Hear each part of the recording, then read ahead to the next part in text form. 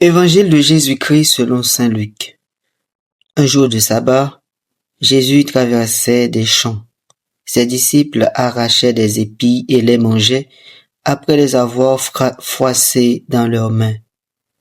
Quelques pharisiens dirent alors: Pourquoi faites-vous ce qui n'est pas permis le jour du sabbat? Jésus leur répondit: N'avez-vous pas lu ce que fit David un jour quand il eut faim lui-même et ceux qui l'accompagnaient?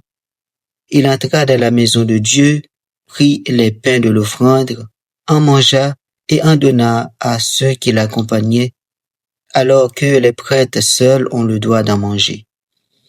Il leur disait encore: Le Fils de l'homme est maître du sabbat.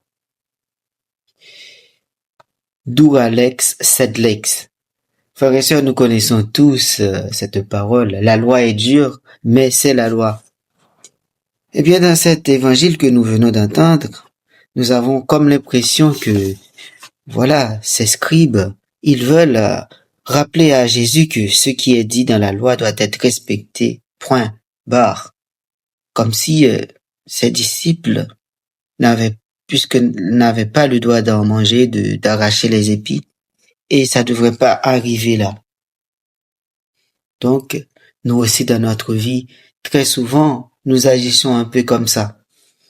C'est écrit, c'est dit, on doit obéir, point. Même si cela pose problème.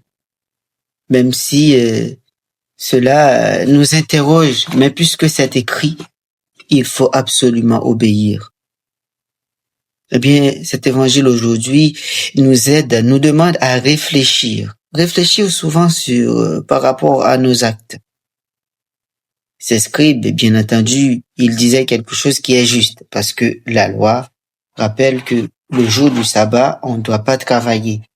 Mais faut-il privilégier le travail ou le respect privilégier le respect de la loi sur l'amour, sur la protection de la vie? Oui, frère et soeur, c'est là que ça pose question. Alors, il y a un exemple qui me passe à l'esprit. Imaginez-vous, bon, peut-être que cette expérience, certains d'entre vous l'ont déjà vécue. Imaginez-vous, vous êtes Guyanais et vous partez en Hexagone et que vous avez oublié votre carte de vaccin. Et là, vous avez passé votre séjour tranquille et le jour où vous prenez l'aéroport pour rentrer sur Cayenne, on vous demande: Monsieur ou bien Madame, il est où votre carte de vaccin? Parce que nous le savons bien, pour entrer ici en Guyane, il faut avoir certains vaccins, tels que le vaccin contre la fièvre jaune. Donc sans quoi on peut pas entrer. Imaginez-vous l'angoisse de cet homme ou de cette femme à qui on a demandé le carnet de vaccin, alors qu'il est sur le point de rentrer chez lui. Il est guyanais et il a vécu ici, il a fait tout, il a eu tous ses vaccins. Mais puisqu'il a oublié son carnet de vaccin, c'est impossible d'entrer parce que il est écrit que tous ceux qui doivent rentrer sur le territoire guyanais doivent avoir ces vaccins à jour, et notamment la fièvre jaune. Est-ce que on va empêcher? Peut-être que vous avez déjà fait cette expérience, mais comment vous allez réagir? Est-ce que vous alliez rester calme en disant, bon, il a raison, j'ai oublié et puis je rentre là où j'étais et je vais faire en sorte qu'on me l'envoie et puis je repartirai après? Alors, est-ce que une simple autorisation en disant, bon monsieur, je vois que vous êtes guyanais, vous avez sûrement eu le vaccin parce que vous êtes né là, vous avez l'habitude de voyager, etc.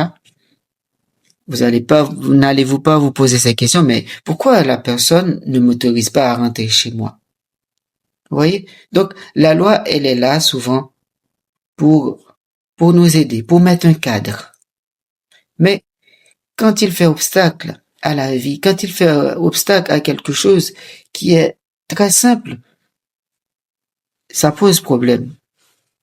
Donc, dans le cas de cet évangile, le fait de rappeler à Jésus, voilà, il faut pas faire ci, il faut pas faire ça, alors qu'ils sont face à une situation où ses disciples ont faim. Donc, ce qui veut dire que ça peut être source d'angoisse, etc. Imaginez-vous que vous êtes avec une foule de personnes et ils commencent à avoir faim. Qu'est-ce qui pourrait arriver? Peut-être, voilà, comme on dit en créole, sac vide, pas d'où bout. Donc, vous imaginez que ce que cela pouvait entraîner. Est-ce que Jésus allait prendre le risque de dire, bon, ben, vous avez faim, tant pis pour vous, on continue notre chemin? Oui, frères et sœurs, très souvent dans notre vie, on est un peu dur, ou même très dur, soit envers nous-mêmes ou envers les autres, parce que la loi dit ça, et il faut obéir à la loi, même si ça doit faire souffrir, même si l'autre doit souffrir sur place, même si l'autre doit tout recommencer. Eh bien, quand il s'agit de l'amour, quand il s'agit de la vie, frères et sœurs, nous devons quand même faire quelque chose. Jésus, il a rappelé ce que faisait David. David qui est une figure d'autorité, qui était roi, etc.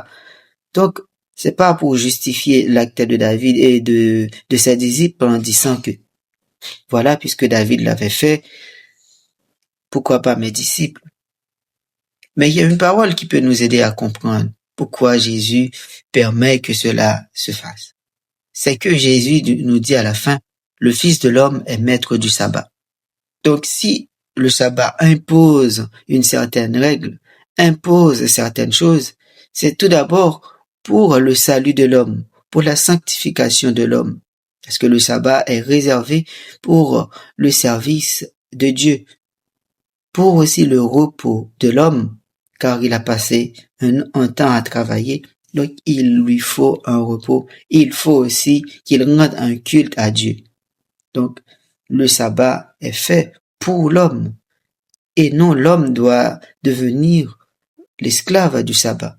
Tout comme les lois, si elles sont là, c'est pour nous protéger, pour mettre un cadre, pour nous aider à ne pas franchir certaines limites, et elles ne doivent pas devenir, voilà, un obstacle dans notre vie, quelque chose qui nous empêche de voir la vie s'épanouir. Donc, frères et sœurs, aujourd'hui, en ce jour vraiment où nous mettons à l'honneur la Vierge Marie, nous pouvons lui demander d'intercéder pour nous, pour que le Seigneur nous touche toujours le cœur afin d'avoir plus de charité. Au lieu de rester dans la loi est dure, mais c'est la loi. On pourrait dire plutôt, désormais, la véritable loi, c'est l'amour. Et au nom de l'amour, on doit tout faire pour que la vie s'épanouisse. Tout comme la Vierge Marie, elle a tout fait. Elle a donné sa vie. Elle a donné tout ce qu'elle est pour que l'amour naisse dans notre monde. Demandons au Seigneur, au cours, de ce moment, de nous toucher le cœur, afin que nous puissions vivre de toute sa charité. Amen.